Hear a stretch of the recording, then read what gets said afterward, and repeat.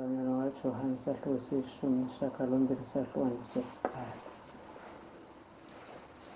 UJesu esekhulume lawo mazwi waphuma kanye nabafundi bakhe waya phesheya komfudlana eKheдрoni, lapho kwakukhona insimu angena kuyo yena nabafundi bakhe.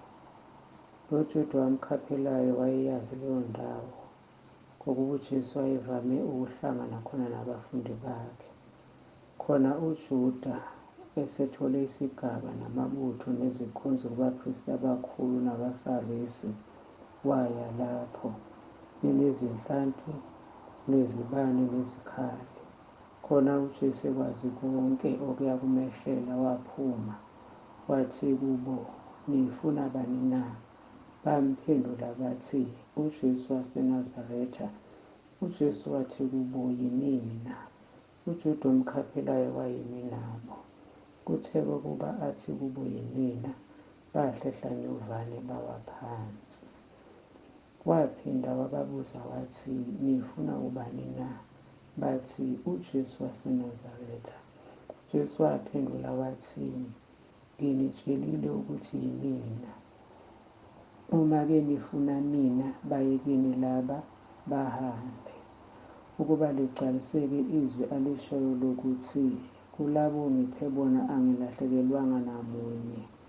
uSimoni Petro enenkemba wayihosha, wayigenca inceku yompristi omkhulu, wayinquma indlebe yokunene. Igama lenceku lalinguMalkusi. Khona uJesu wathi kuPetro, "Faka inkemba emgodleni wayo. Angiyikusiphuza kanti isitsha anginike sona uBaba na?" Njalo-ke isigaba nenduna yenkulungwane nezikhonzi zabaJuda bambamba uJesu bambopha. Baqala bamisa ku-Anasi, ngokuba engumukhwe kaKheyifasi obengumpristi omkhulu walowo mnyaka. UKheyifasi kambe nguye owaluleka abaJuda ngokuthi kubalungele ukuba kufe umuntu abe munye ngenxa yesizwe. uSimoni Petro walandela uJesu nomunye umfundi. Lowo mfundi wayaziwa ngumpristi omkhulu. Wangena noJesu egcekeni lompristi omkhulu, kepha uPetro wayemi ngaphandle emnyango. Waphuma-ke lowo mfundi omunye owaziwa ngumpristi omkhulu, wakhuluma nomlindikazi womnyango, wamngenisa uPetro. Intombazane ilinda emnyango yayisithi kuPetro, "Imbala nawe awusiye wabafundi balowo muntu na?" Wathi yena, "Angisiye." Kwakumi khona izinceku nezikhonzi zibasile umlilo wamalahle, ngokuba kwakumakhaza zotha, noPetro wayenazo otha. Kepha umpristi omkhulu wabuza uJesu ngabafundi bakhe nangemfundiso yakhe. UJesu waphendula wathi, "Ngikhulumile obala ezweni ngezikhathi zonke bengifundisa esinagogeni nasethempelini, lapho abaJuda bonke babuthana khona. Angikhulumanga lutho ngasese. Ubuzelani kimi na? Buza kulabo abezwile lokho engakukhuluma kubo. Bheka, bona bayakwazi engakushoyo." Esasho lokho, esinye isikhonzi esasimi khona samukula uJesu sathi, "Uphendula umpristi omkhulu kanjalo na?" UJesu waphendula wathi, "Uma ngikhulume kabi, fakaza ngalobo bubi, kodwa uma kukuhle, ungishayelani na?" U-Anasi wamthumela eboshiwe kuKheyifasi umpristi omkhulu, kepha uSimoni Petro wayemi otha. Bathi-ke kuye, "Imbala nawe awusiye wabafundi bakhe na?" Waphika yena wathi, "Angisiye." Enye yezinceku zompristi omkhulu, eyisihlobo salowo ondlebe yaso uPetro abeyinqumile, yathi, "Angikubonanga yini mina ensimini unaye na?" Wabuye waphika uPetro, masinyane lakhala iqhude. base bekhipha uJesu kuKheyifasi bemisa endlini yokwahlulela. Kwakusekuseni, kepha bona kabangenanga enqabeni ukuba bangangcolisi, kodwa babenokudla iPhasika. Khona uPilato waphumela kubo wathi,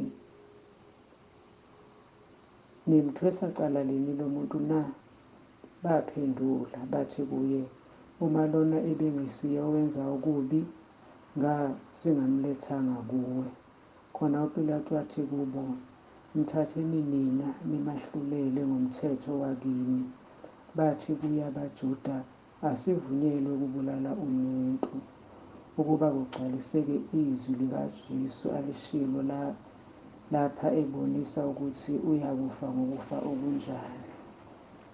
UPilato wabuye wangena enqabeni wabiza uJesu wathi kuye, "Wena uyinkosi yabaJuda na?" UJesu waphendula wathi, "Uzisho lokhu wena, noma kusho abanye kuwe ngami na?" UPilato waphendula wathi, "Kanti ngingumJuda yini mina na? Isizwe sakini nabaphristi abakhulu bakunikezele kimi. Wenzeni na?"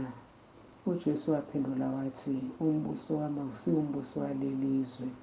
Uma umbuso wami ubungwalelizwe, izikhonzi zami zaziyakulwa ukuba nginganikezelwa kubaJuda. Kepha kalokhu umbuso wami awusiwo walapha." Wayesethi uPilato kuye, "Kanti nokho uyinkosi na?" UJesu waphendula wathi, "Usho khona, ngiyinkosi.